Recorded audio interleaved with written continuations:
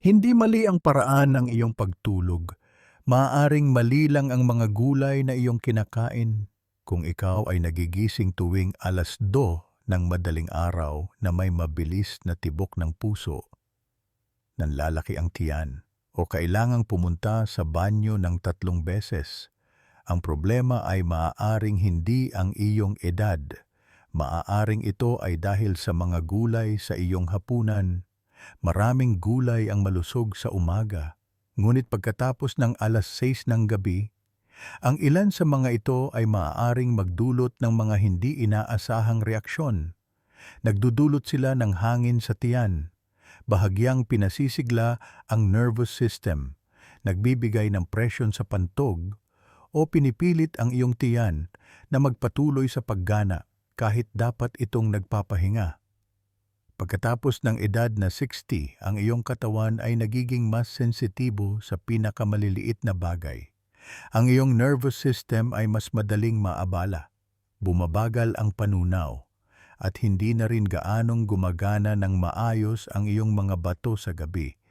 Isang maling gulay lang sa maling oras ay maaaring magdulot ng pagbabaluktot, paggising, o hirap na makatulog muli. Sa video na ito, ibabahagi ko ang 4 na pamilyar na gulay na maaaring tahimik na sumisira sa iyong pagtulog kung kinain ng malapit sa oras ng pagtulog. Ang ilan sa mga ito ay maaaring nasa iyong salad o detox juice ngayong gabi. Ito ang mga pagkain na akala mo ay nakakatulong sa iyo. Sa dulo ng video, magbabahagi ako ng isang simpleng patakaran na makakatulong sa iyo na maibalik ang malalim at walang patid na pagtulog sa loob lamang ng ilang gabi. Kaya't samahan ninyo ako hanggang sa dulo dahil ang numero 1 gulay sa listahang ito ay isang bagay na kinakain ng maraming tao gabi-gabi nang hindi nalalaman na ito pala ang tahimik na gumigising sa kanila. Magsimula tayo sa isang gulay na pinaniniwalaan ng halos lahat na mabuti para sa kanila. Madalas itong makikita sa mga malusog na hapunan. Kilala ito sa pagsuporta sa kalusugan ng puso, paglaban sa cancer, at pagpapabuti ng panunaw, ngunit dahil itinuturing itong napakalusog, bihirang nating paghinalaan na ito pala ang dahilan kung bakit tayo nagigising sa kalagitnaan ng gabi. Ika-4 na pwesto, broccoli. Ang broccoli ay simbolo ng isang malusog na pamumuhay. Puno ito ng fiber, vitamin C, vitamin K, folate at sulforaphane. Isang mabisang antioxidant. Ngunit para sa mga matatanda, ang pagkain ng broccoli sa maling oras, lalo na pagkatapos ng 6:00 ng gabi, ay maaaring tahimik na sumira sa mahimbing na pagtulog. Ang unang dahilan ay nasa isang compound na tinatawag na raffinose. Ito ay isang uri ng carbohydrate na hindi natutunaw sa small intestine. Pagdating nito sa colon, sinisira ito ng bakterya at naglalabas ng hydrogen, methane at carbon dioxide. Ayon sa Journal of Gastroenterology and Hepatology, ang produksyon ng hangin mula sa mga cruciferous na gulay tulad ng broccoli ay maaaring tumagal ng hanggang 6 na oras pagkatapos kumain kung kakain ka ng broccoli sa gabi. Ang produksyon ng hangin ay kasagsagan sa oras na sinusubukan mong matulog. Pagkatapos ng edad na 60, bumabagal ang paggalaw ng bituka. Ang hangin ay hindi madaling makalabas. Maaari itong magdulot ng paglaki ng tiyan, hirap sa paghinga, at bahagyang presyon sa nervous system, lalo na kapag nakahiga ka. Iyon ang dahilan kung bakit ang ilang tao ay nagigising sa kalagitnaan ng gabi at hindi alam kung bakit. Inilalarawan nila ito bilang ginising ng sarili nilang tiyan. Bukod pa rito, ang broccoli ay naglalaman ng mataas na halaga ng insoluble fiber. Ang uri ng fiber na ito ay kapaki-pakinabang para sa kalusugan ng bituka sa pangmatagalan. Ngunit mas matagal itong matunaw, lalo na kung hindi nalutong mabuti. Ayon sa Harvard Health Publishing, Ang mga gulay na mayaman sa cellulose tulad ng broccoli, kale at Brussels sprouts ay kadalasang nangangailangan ng mas maraming oras para masira at maaaring magdulot ng hangin kung kinain ng malapit sa oras ng pagtulog. Mula sa isang neurological na pananaw, isang pag-aaral mula sa National Institute on Aging sa Estados Unidos ang natuklasan na ang presyon sa bituka sa gabi ay maaaring bahagyang mag-stimulate sa sympathetic nervous system. Nangyayari ito sa isang panahon kung kailan ang katawan ay dapat lumilipat sa isang resting state. Lalo itong mahalaga na malaman kung mayroon kang mga umiiral na kondisyon sa panunaw o talamak na insomnia. Ngunit hindi mo kailangang alisin ang broccoli sa iyong dieta. Kailangan mo lamang piliin ang tamang oras. Ang tanghalian ang pinakamagandang opsyon kapag malakas pa ang iyong tiyan at mas aktibo ang iyong mga digestive enzyme. Kung kakain ka ng broccoli sa hapon, subukang i-steam o pakuluan ito hanggang sa napakalambot at isama sa kaunting luya o apple cider vinegar upang suportahan ang panunaw at bawasan ang produksyon ng hangin. Subukan ang isang simpleng bagay, alisin ang broccoli sa iyong hapunan sa loob lamang ng 3 araw. Kung mas madali kang makatulog at manatiling tulog, maaaring ito ang nawawalang piraso na hindi mo kailanman isinaalang-alang sa iyong paglalakbay upang mabawi ang mahimbing na pagtulog. Kung ang broccoli ay nakakaapekto sa iyong pagtulog sa pamamagitan ng presyon sa panunaw, ang susunod na gulay ay gumagana sa isang ganap na naiibang paraan. Hindi ito nagpapadama sa iyo ng paglaki ng tiyan. Hindi ka nito ipinapadala sa banyo, ngunit maaari nitong tahimik na gawing mas alerto ang iyong isip sa eksaktong sandali na kailangan mong mag-relax para sa pagtulog. At napakakaunting tao ang nakakaalam nito. Ika-3 pwesto, talong eggplant. Ang talong ay isang karaniwang gulay sa lutuing Italiano, Mediteraneo at Timog Asya. Mayaman ito sa antioxidants, lalo na ang anthocyanins na matatagpuan sa malalim na lilang balat nito. Ngunit may isang compound sa talong na hindi napapansin ng maraming tao at iyon ay ang solanin. Ito ay isang natural na alkaloid mula sa grupo ng glycoalkaloid na karaniwang matatagpuan sa mga nightshade na halaman tulad ng talong, patatas, sili at berdeng kamatis. Sa mataas na halaga, ang solanine ay maaaring maging nakakalason. Ngunit kahit sa maliliit na dosis, maaari pa rin nitong i-stimulate ang central nervous system.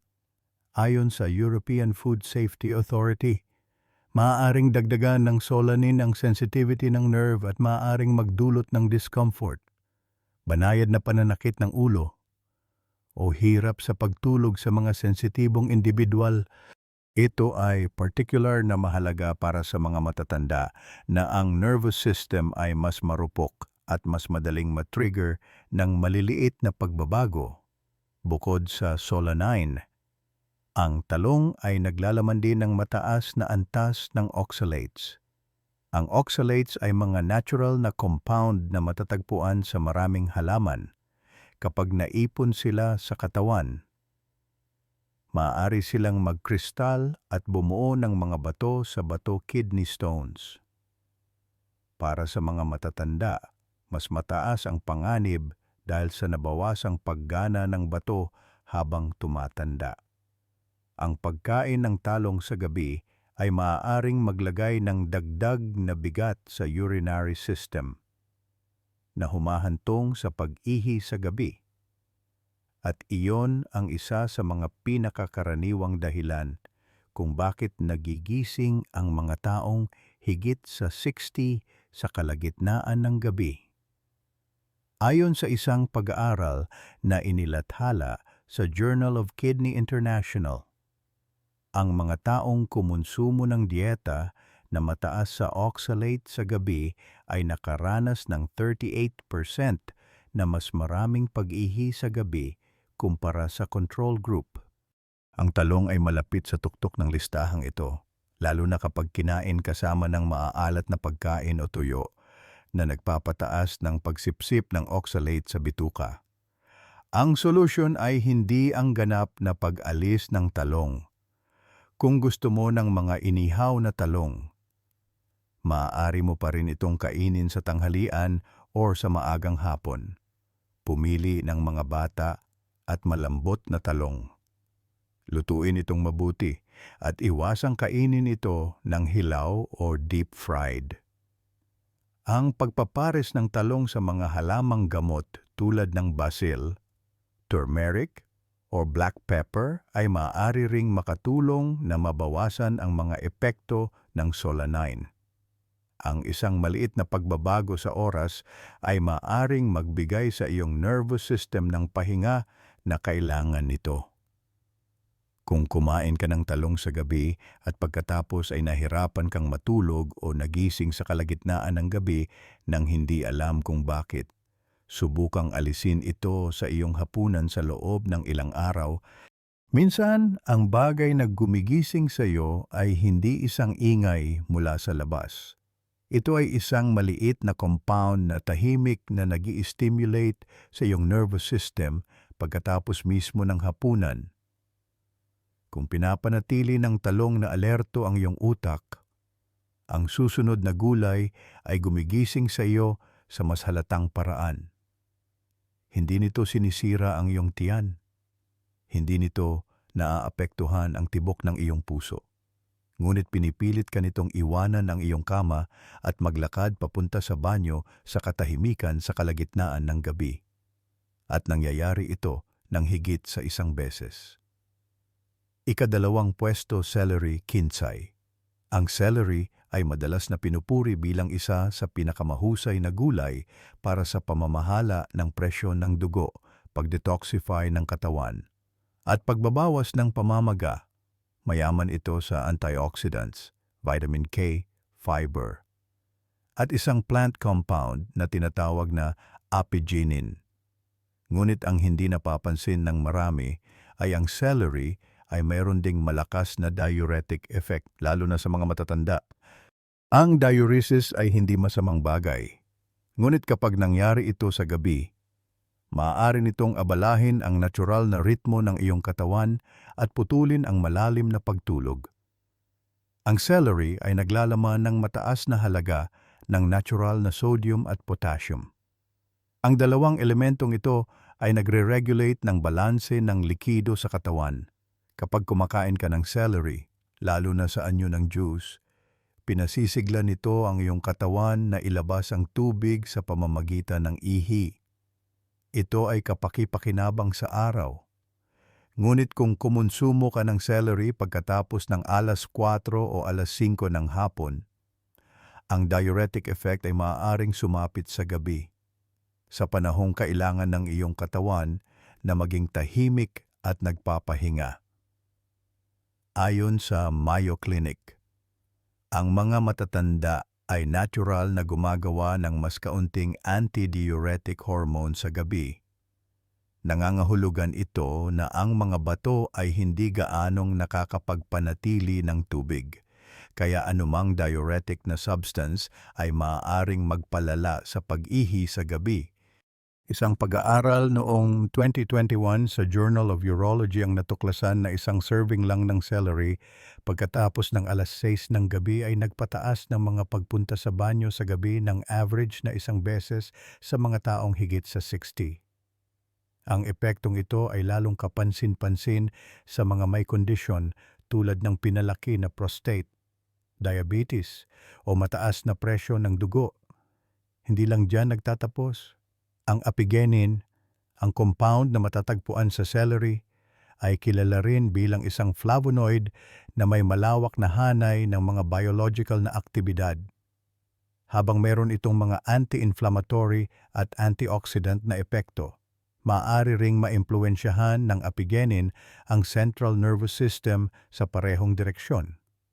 Maaari itong magpakalma o mag-stimulate ng utak, depende sa individual.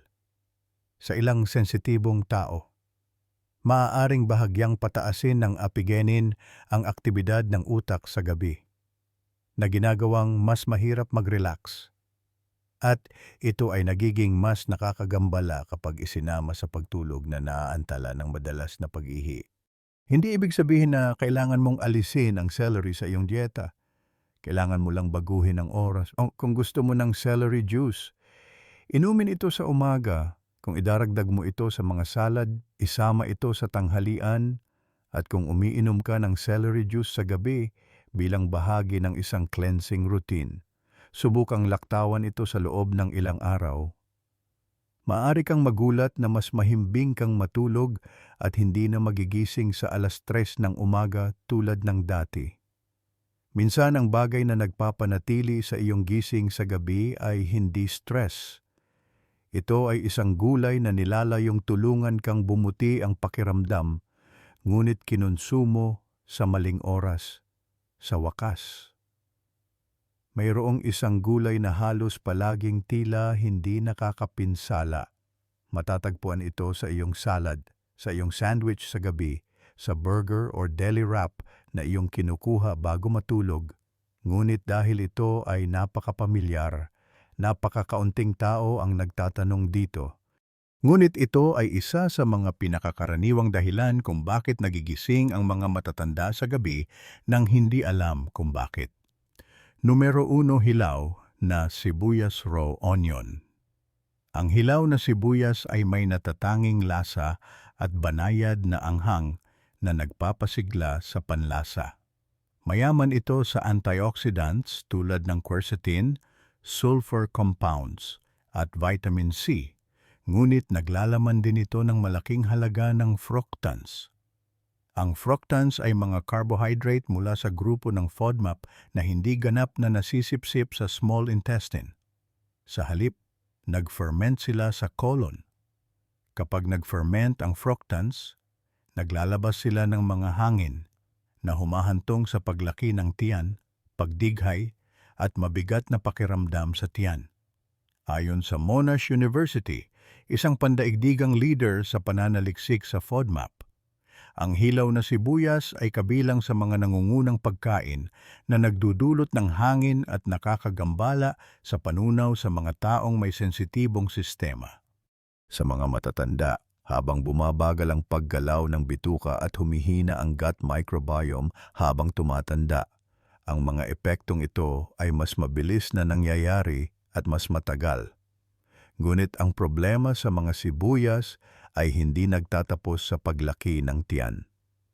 Isang pag-aaral na inilathala sa American Journal of Gastroenterology ang natuklasan na ang hilaw na sibuyas ay nagpapataas ng panganib ng acid reflux, lalo na kapag kinain sa gabi, kapag humiga ka. Ang isang nanlalaking tiyan ay naglalagay ng presyon sa lower esophageal sphincter.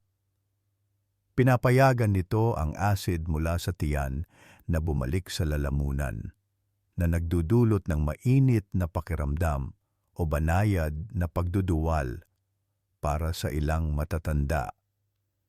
Maaari itong humantong sa biglaang paggising sa kalagitnaan ng gabi na may tuyong ubo, pakiramdam na nasasakal o masakit at iritadong lalamunan.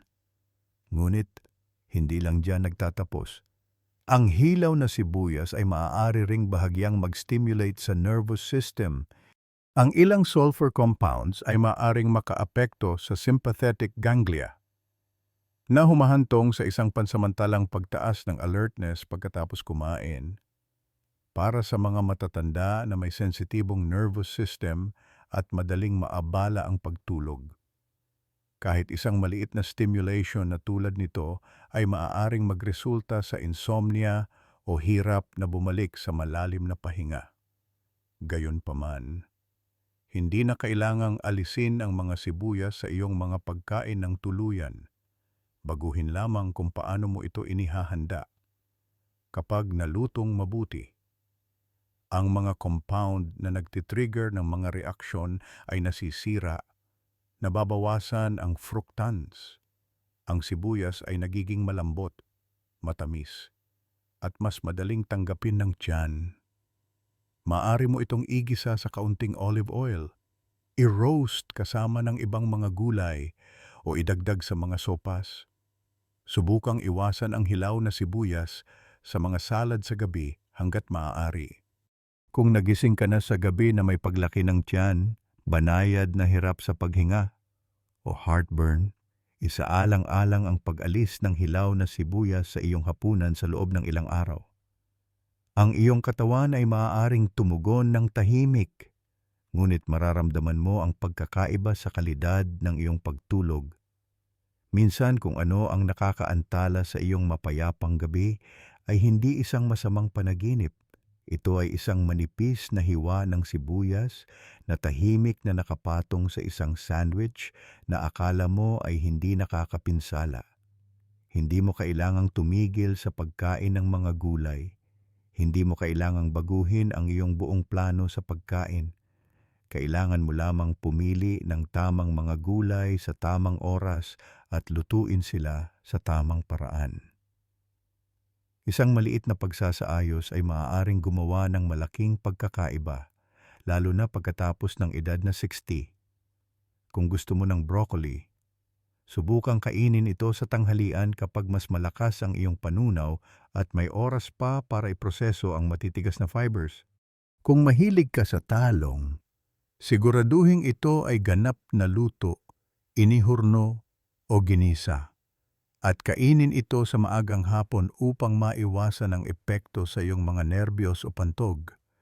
Ang celery juice ay pinakamainam sa umaga kapag ang diuretic effect nito ay nakakatulong sa katawan sa halip na putulin ang iyong pahinga. At kung gumagamit ka pa rin ng hilaw na sibuyas sa iyong salad sa gabi, subukang lumipat sa lutong sibuyas. Ito ay mas banayad sa tiyan. Mas maliit ang posibilidad na magdulot ng reflux at mas sleep-friendly. Pagkatapos ng 60, ang iyong katawan ay nagiging mas sensitibo sa bawat maliit na senyales. Ang isang pagkain na dati tila hindi nakakapinsala ay maaari ka na ngayong pabali-baligtarin, gisingin ng bigla o maging sanhi ng pagiging matamlay sa susunod na umaga. Ngunit isang simpleng pagbabago lamang, tulad ng pagkain ng mas maaga, pagluluto ng mas mabuti, o pagbabawas ng kaunti, ay maaaring sapat na upang mabawi ang tahimik na gabi na tunay mong nararapat. Ang insomnia ay hindi isang senyales ng kahinaan at hindi ito isang hindi maiiwasang bahagi ng pagtanda. Ito ay ang iyong katawan na nagpapadala ng mensahe, isang senyales para sa iyo na huminto at dahan-dahang ayusin ang maliliit na bagay tulad ng mga gulay sa iyong plato ng hapunan. Hindi mo kailangan ng mga pampatulog. Hindi mo kailangang magbilang ng mga tupa. Hindi mo kailangan ng mga mamahaling herbal tea. Ang maaring kailanganin mo ay isang mas maalalahanin at banayad na hapunan. Ang 4 na pamilyar na gulay na ito, broccoli, talong, celery, at hilaw na sibuyas ay maaaring maging mabuti para sa iyong kalusugan, ngunit kapag ginamit lamang sa tamang oras at sa tamang paraan. Kung kinain sa maling oras, maaari nilang tahimik na abalahin ang iyong pagtulog at iwan kang pagod sa paggising kinabukasan. Kaya, alin ang una mong babaguhin sa hapunan bukas? Mag-iwan ng komento at ibahagi ang iyong mga saloobin upang sabay-sabay tayong matuto at umunlad. Huwag kalimutang pindutin ang subscribe para hindi mo makaligtaan ang maliliit na tip na makakatulong sa iyong matulog ng mas mahimbing, maging mas malakas, at magkaroon ng higit na kontrol sa iyong araw. Minsan, ang isang gabi ng malalim at payapang pagtulog ay nagsisimula sa isang napakaliit na bagay.